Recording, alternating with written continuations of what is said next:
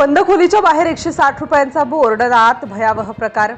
पंढरपुरात बंद घरामध्ये सुरू होता भयंकर प्रकार। बाहेर लोक हादरले, संपूर्ण महाराष्ट्रात खळबळ।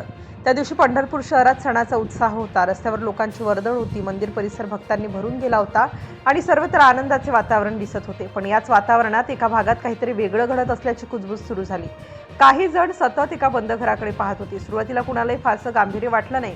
बंद घर असणे ही काही नवीन गोष्ट नव्हती, पण दिवस पुढे सरकत गेला आणि तसं काही स्थानिकांच्या मनात संशय वाढू लागला, कारण त्या घराजवळ येणाऱ्या जाणाऱ्या लोकांची हालचाल सामान्य वाटत नव्हती।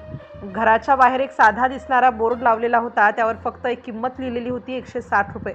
अनेकांना हा बोर्ड पाहून पडला प्रश्न, नेमकं काय सुरू होतं आणि जर सगळं कायदेशीर होतं तर हे काम इतक्या गुप्तपणे काय चाललं होतं। काही नागरिकांनी दुरून निरीक्षण केलं। काही जणांना दिसलं की काही लोक येत होते, थोडा वेळ थांबत होते आणि पुन्हा निघून जात होते, पण दरवाजा सतत बंदच राहत होता। आत काय सुरू आहे याची कल्पना कुणालाच नव्हती। जसा वेळ पुढे गेला तसा संशय आणखी वाढला। काहींना त्या ठिकाणाहून विचित्र हालचाली जाणवत होत्या। आसपास राहणाऱ्या लोकांमध्ये चर्चा सुरू झाली। अनेक जण एकमेकांना विचारत होते की या बंद खोलीत नेमकं चाललंय तरी काय।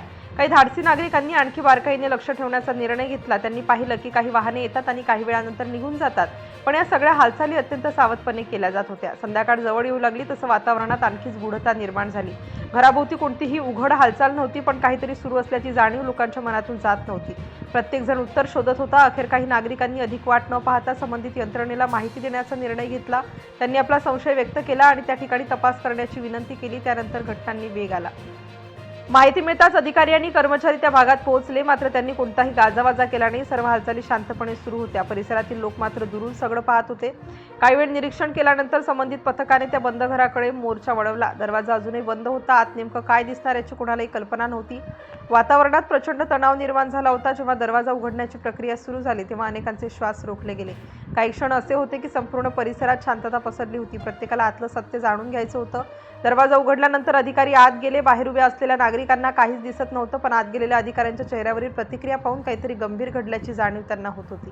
तपास जसा जसा पुढे होत गेला तसतशी धक्कादायक माहिती समोर येऊ लागली। आत मोठ्या प्रमाणात काही तसल्या वस्तू साठवून ठेवल्याचं दिसून आलं। हे सर्व पाहून संबंधित अधिकाऱ्यांनी तातडीने पुढील कारवाई सुरू ठेवली। संपूर्ण जागेची तपासणी करण्यात आली। प्रत्येक कोपरा तपासला गेला। बाहेर उभ्या असलेल्या लोकांची उत्सुकता आता शिगेला पोहोचली होती। नेमका कोणता प्रकार सुरू होता याचं उत्तर सगळ्यांना हवं होतं।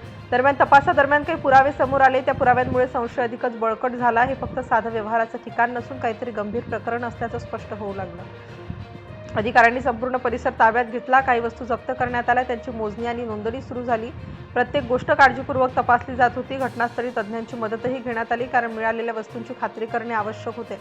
त्यानंतर प्रकरण आणखी गंभीर बनलं। आता हे फक्त संशयाचं प्रकरण राहिलं नव्हतं। परिसरात ही बातमी वाऱ्यासारखी पसरली। लोक एकमेकांना फोन करून माहिती देत होते। अनेक जण घटनास्थळावरच जमा होऊ लागले।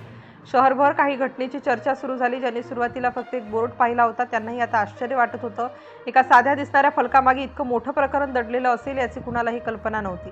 तपास जसा जसा पुढे गेला तसतसं अनेक गोष्टींचे धागेदोरे जुळू लागले। काही दिवसांपासून सुरू असलेल्या संशयास्पद हालचालींचं कारण आता स्पष्ट होऊ लागलं, मात्र अधिकृत घोषणा होणं बाकी होतं। संबंधित अधिकाऱ्यांनी जप्त केलेल्या वस्तूंची तपासणी पूर्ण केली।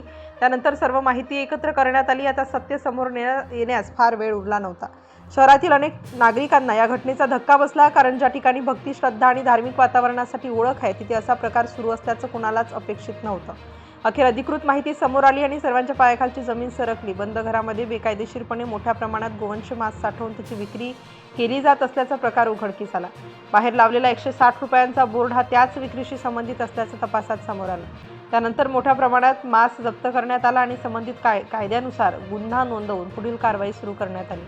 जुनी असली तरी ही घटना आजही लोकांच्या स्मरणात आहे, कारण एका साध्या बोर्डामागे दडलेलं सत्य जेव्हा समोर येतं तेव्हा संपूर्ण महाराष्ट्रात खळबळ उडाली होती।